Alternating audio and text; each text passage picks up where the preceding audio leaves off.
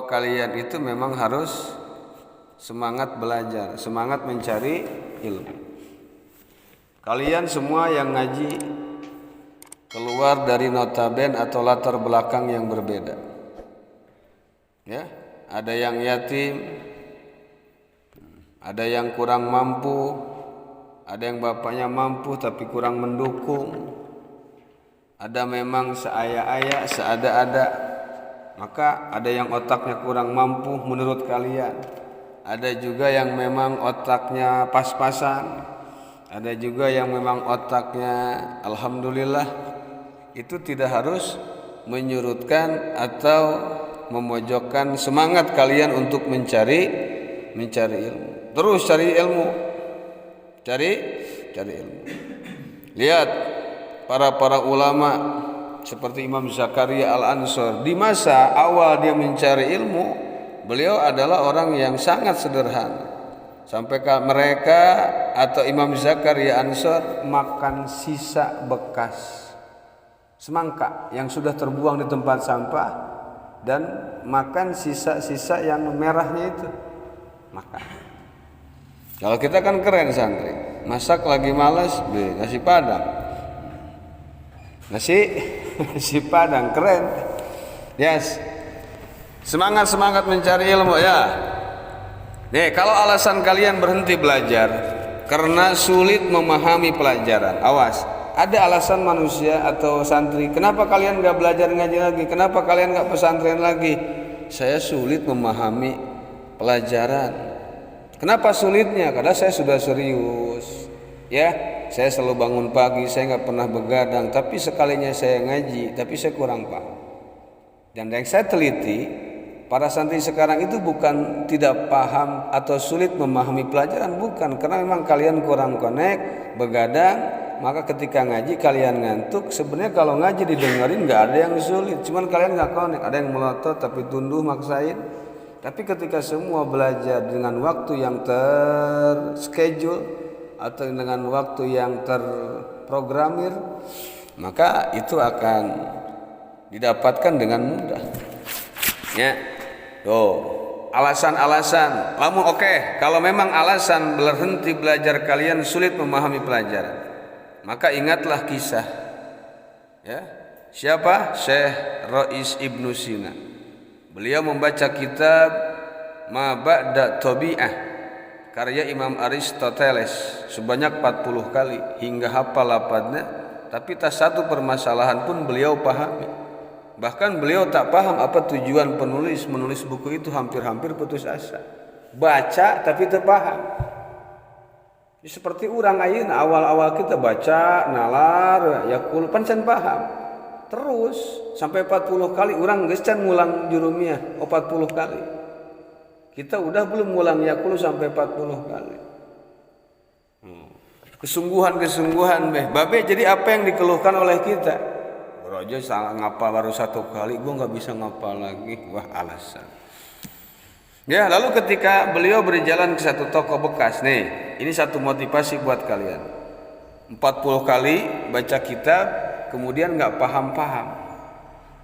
Hampir dia putus asa. Lalu ketika beliau berjalan ke toko buku bekas, ditawari buku karangan Imam Al-Farabi. Tahu Imam Al-Farabi? Awalnya sinis, pesimis, merasa ilmu yang dibaca tidak ada manfaatnya. Baca tapi tidak ada yang nempel. Awalnya begitu, tapi karena bukunya dijual murah, akhirnya dibeli karena 3 dirham. Dirham saat itu mungkin kalau hitungan 4.000, dirham yang Dubai kan 1 dirhamnya 4.000. Tambah kali 3, ya berarti cuma 12.000. Samalah kalau sekarang. Masih kita kebeli dengan hal-hal yang suka kita beli. Misalnya kita beli bakso KI udah 15.000. Lebih baik beli kitab. Lebih baik beli. Coba kalau kita nggak makan cuanki aja 3 hari udah 15.000, cuanki 5.000 bisa kalikan 3, 15.000 bisa kebeli itu secara jurumiyah. Kalau hitungannya ilmu, tapi kan nggak ada manfaatnya buat saya, salah. Maka lihat, ya. Tapi karena bukunya dijual mau dibeli dan akhirnya beliau beli. Ketika beliau membaca buku itu tiba-tiba semua kerumitan buku Aristoteles terbuka. Membaca buku Aristoteles tidak paham. Tapi ketika membaca buku Al-Farabi bisa jadi paham. Kadang-kadang kita bisa paham itu dengan matan yang berbeda, dengan judul yang berbeda. Paham nggak? Kita baca kitab Safinah, kan jurusannya adalah fikih. Ketika kita membaca kitab Marokil Ubudiyah, kok apa yang nggak dipaham di Safinah, kenapa bisa dipaham saat kita baca ini? Paham? Keberkahan itu bisa datang, kepahaman itu bisa datang ketika kalian membuka lembaran baru, mungkin berkah karomah yang kalian baca, karomah para mu'alif kitab yang dibaca. Tuh kan? Beliau akhirnya paham dan menjadi imam dalam filsafat. Tuh, Imam Ibnu Sina, Imam Al-Farabi, Imam Aristoteles itu kan orang-orang ahli filsafat. Tapi Aristoteles itu orang Nasrani. Al-Farabi yang bukunya membuka pemahaman Ibnu Sina lebih dahsyat lagi. Membaca kitab Nafs Aristoteles sebanyak 200 kali, kitab As-Sama Tobi 40 kali. Jadi wajar saja beliau mampu menyederhanakan, menyimpulkan, meringkaskan apa yang terkutip ya dari kitab-kitab filsafat sebelumnya. Tuh. Ini sejarah-sejarah ini kalian bisa lihat di kitab Sofahat min Sobril Ulama karya Imam Abu Fathah Abu Guddah. Ya, lembaran-lembaran bagaimana kesabaran para ulama sedang mencari ilmu. Nih, ketika kau ingin berhenti belajar, malas mondok lagi karena keterbatasan ekonomi, orang tua saya kurang mampu, maka ingatlah Syekhul Islam Zakaria Ansor yang pergi ke Al-Azhar Kairo tanpa kenal siapapun. Beliau seringkali ketika lapar, ketika tengah malam keluar masjid mengumpulkan kulit semangka yang dibuang di dekat tempat wudu, dibersihkan lalu dimakan. Berkat kesabaran ini akhirnya beliau menjadi mujaddid Syekhul Islam. Ini dikutip dalam Tabaqatul Kubra Imam Taqiyuddin Ad-Subki. Ya, At-Tabaqatul Kubra ada juga karya Imam Asy-Sya'rani. Coba bayangkan, kalau alasan kalian berhenti menuntut ilmu karena diminta orang tua untuk segera bekerja, kerja aja lah. Kalau pesantren nggak ada tungtungnya, nggak ada akhirnya, nggak ada ujungnya, maka ingat cerita Syekh Hasan Al-Attar yang secara diam-diam memanfaatkan waktu luang, kabur dari kedai ya ayahnya untuk menghafal dan belajar di Al-Azhar. Kerja tapi masih bisa ngapal. Gak ada alasan. Setelah kepergok oleh ayahnya, ternyata Al-Attar kecil sudah hafal Al-Quran, ngaji, ngikut bantu orang tua, tapi di sela-sela kesibukannya masih sempat ngapal. Kalian kerja kagak? Apa kagak di kobong? Kagak ngapal? Itu kan kebangetan. Apa kerja kalian? Itu yang jadi semangat. Tuh, setelah kepergok malah sudah hafal Quran. Kata ayahnya, kapan kau ngapal? Kan di sini bantu-bantu saya. Di sela-sela waktu kosong, ketika tidak ada pembeli, dia ngapal. Tuh. Apa alasan kalian? Ketika kalian tidak bisa menghafal, tidak bisa ngaji, sudah hafal Quran. Coba bayangkan. Bahkan Syekhul Attar setiap karya-karyanya selalu menjadi rujukan ulama hingga menjadi perumpamaan jika ada permasalahan yang sangat sulit dipecahkan. Bahkan Syekh Al-Attar tak akan dapat memecahkan masalah ini. Ia jadi perumpamaan bagi ketajaman berpikir. Ingatlah seperti Al-Attar. Ingatlah seperti Syekh Al-Attar. Bagaimana dia bisa memecahkan masalah di tengah kerumitan permasalahan. Tidak menjadikan alasan. Kalau alasan kalian ingin berhenti belajar karena saya yatim piatu, saya nggak punya orang tua, maka ingat Syekh Ahmad Zarruq, Syekh Ahmad Zarruq, ulama ahli tasawuf, pensara kitab tasawuf yang hidup sejak kecil di bawah didikan neneknya, nggak punya orang tua, nggak punya bapak, nggak punya ibu. Neneknya mengajarkan iman, tauhid dan tawakal dengan cara unik. Beliau menyiapkan makanan lalu diletakkan di pojok rumah. Ketika beliau datang untuk makan sang nenek, ya, kemudian nenek tersebut bilang, aku tidak punya apa-apa, berdoalah, rezeki semua ada pada pembendaharaan Allah.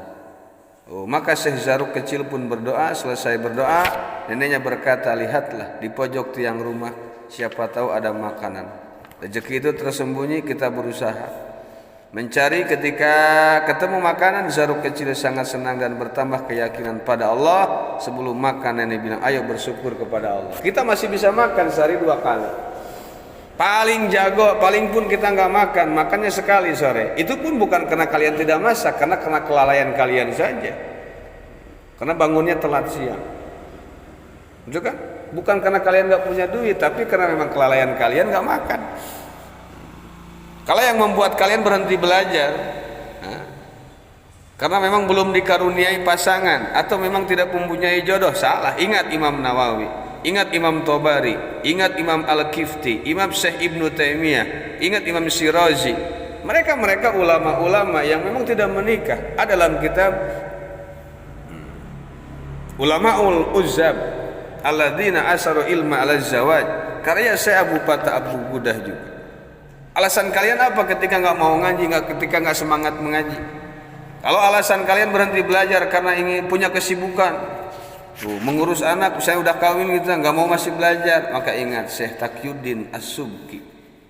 Taqiyuddin Subki, Taqiyuddin Subki punya anak berhasil. Ada siapa? Tajuddin Subki dan Imam Bahauddin. Maka terus semangat. Syekh Arsad Al-Banjari, Syekh Arsad Al-Banjari semua putranya menjadi ulama besar. Yang sekarang tuh Allah yarham, Syekh Maimun Zubair, semua putranya jadi ulama besar. Yang jadi ulama, yang jadi pejabat. Satu lagi jadi wakil gubernur Jawa Tengah. Buat menggampang proses kepemerintahan. Tujuannya begini. Maka kalau kalian ingin berhenti belajar, putus asa, sedang belajar tapi putus asa, ingat Syekh Fulan begini, biar kalian semangat lagi. Ya, kita tidak sama dengan mereka, beda. Mereka lebih gigih, pantang menyerah dan selalu berusaha. Makanya mereka berhasil. Imam Muzani membaca risalah Imam Syafi'i. Imam Muzani muridnya Imam Syafi'i. Imam Syafi'i membuat karya Ar-Risalah. 500 kali dia baca. 500 kali hatam. Setiap membaca yang kedua kali mendapat ilmu baru yang tidak dipahami waktu baca pertama. Ini kan lucu. Kadang-kadang karangan gurunya aja nggak punya, kadang-kadang nggak pernah dibaca.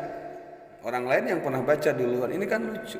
Boro-boro baca hatam, boga gente, boga oge, baca lagi yang ketiga kali, benar paham. Pemahaman itu akan bertambah ketika kita terus berusaha terus kalian semangat. Imam Muzani bayangin berapa kali, 500 kali mendapatkan ilmu-ilmu yang baru. Ya, mendapatkan ilmu-ilmu. Kemarin sudah dibahas. Tujuannya cari ilmu. Tujuan kita mengaji bukan hanya mendapatkan maklumat, mendapatkan hal-hal yang disampaikan oleh guru, bukan. Karena maklumat terbatas, penyampaian terbatas. Ngaji nggak lama, sejam, paling lama 2 jam sekali ngaji, nanti kembali. Itu ketika dibandingkan dengan kitab yang ada tidak akan pernah cukup maklumat. Bukan itu tujuan kalian mengaji, bukan. Karena maklumat terbatas. Tujuan kita duduk di hadapan guru adalah untuk mewarisi cara berpikir guru, mewarisi cara bagaimana guru kita mengambil dan mengeluarkan makna dan ilmu dari perut kita para ulama. Bagaimana cara mengeluarkan guru kita, bagaimana cara menyampaikannya, bagaimana gayanya. Itu yang kita warisi, bukan maklumatnya, bukan yang ilmu kita dengarnya, bukan. Kalau ilmu bisa kita cari, seperti kisah Said Abdullah, ya kita bisa cari di kitabnya, tanyain kitabnya, dapat ketemu. Tapi cara penyampaian kisah Abdullah itu bagaimana? Ketika menceritakan ada orang kaya yang sering rekreasi, piknik, kemudian duitnya habis, sampai duitnya habis, kemudian masih berhutang, ingin piknik. Di kitabnya begitu, tapi cara penyampaian guru kita bagaimana? Ternyata sebelum membahas itu tuh ada orang kaya piknik tuh, duitnya habis, sampai masih duitnya habis, masih pengen piknik, akhirnya ngutang. Orang kaya. Nah, kira-kira kalau kita jadi kaya sama miskin pengen mana? Di kitabnya nggak ada, tapi guru kita menyampaikan ke sana. Lebih baik kaya atau lebih baik miskin? Hadisnya kaya begini. Istitrad dulu ngebahas masalah kaya dan miskin. Itu cara berpikir itu yang harus kalian wariskan. Jadi setiap kalimat berarti ada istitrad. Setiap kalimat pasti ada istitrad. Pasti ada nyimpang ngebahas yang lain yang berkaitan dengan hal yang sedang dibahas. Nah, itu maksudnya cara berpikir. Itulah yang membuat ya, seorang talib, seorang santri bisa melanjutkan perjalanannya dalam menuntut ilmu. Cara berpikir itulah yang membuat seorang santri mampu membaca kitab-kitab besar tanpa bantuan seorang guru. Iqna, Fathul Wahhab, Jairimi, Syarah Jama, Tuhfah, Nihayah, Umairah, Qalyubi, Kanzur Raghibin atau Mahali, majmu sekalipun kalian bisa baca.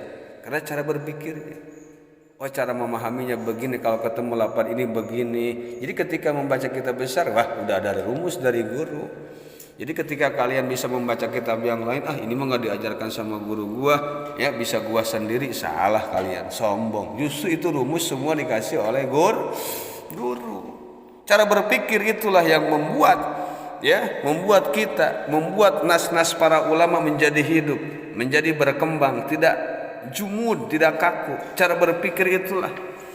Dan untuk mewarisi cara berpikir dan bagaimana mengambil hukum dari perut kitab klasik, kita harus menguasai ilmu nahwu, balaghah, mantik, usul fikih dan ilmu-ilmu alat yang lainnya. Nah, itu maksudnya cara berpikir. Ya.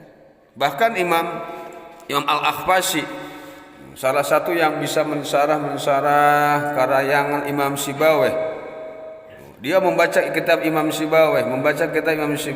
Kata beliau apa? Saya lebih paham atas kandungan kitab Alkitab daripada Imam Sibawayh tersendiri. Padahal nggak mungkin, Alkitab itu karangan Imam Sibawayh. Nggak mungkin ada yang lebih paham terkecuali sang penulisnya. Tapi Imam Al-Ahfashi mengatakan, saya lebih paham isi kitab yang dikarang oleh Imam Sibawayh. Karena saya sudah baca 500 kali. Kenapa? Bukan berarti lebih paham, mungkin dia mendapatkan ilmu baru ketika membaca kitab Sibawayh. Oh, berarti kitab tersebut adalah apa? Inspiratif, memberikan inspirasi, bisa mengembangkan ilmu. Baca kitab. Wala mu'izza lima. Oh iya. Padahal di situ enggak disebutin sama Syekh Nawawi. Oh, ini teh lana pi jenis nih. Oh, berarti lana pi jenis itu rumusnya. Maka saya bisa mengatakan lana pi jenis itu biasanya isim nakirah, kesononya jar majrur atau jor dorob. Udah. Hasil-hasil itu yang bisa teng buka baca deui. Ya. Jadi tidak ada alasan untuk kalian untuk berhenti bersemangat, apalagi berhenti mondok dengan alasan yang tadi, saya yatim, saya kurang mampu, saya nggak ada orang tua, saya suruh kerja, saya suruh, nggak ada alasan. Semangat terus mencari. Itu semua ya terkutip dalam kitab Sofahati Sabril Ulama karya Syekh Abu Fatah Abu Ghuddah. Imam madhabnya Al-Hanafi. Luar biasa. Allahu a'lam bishawab.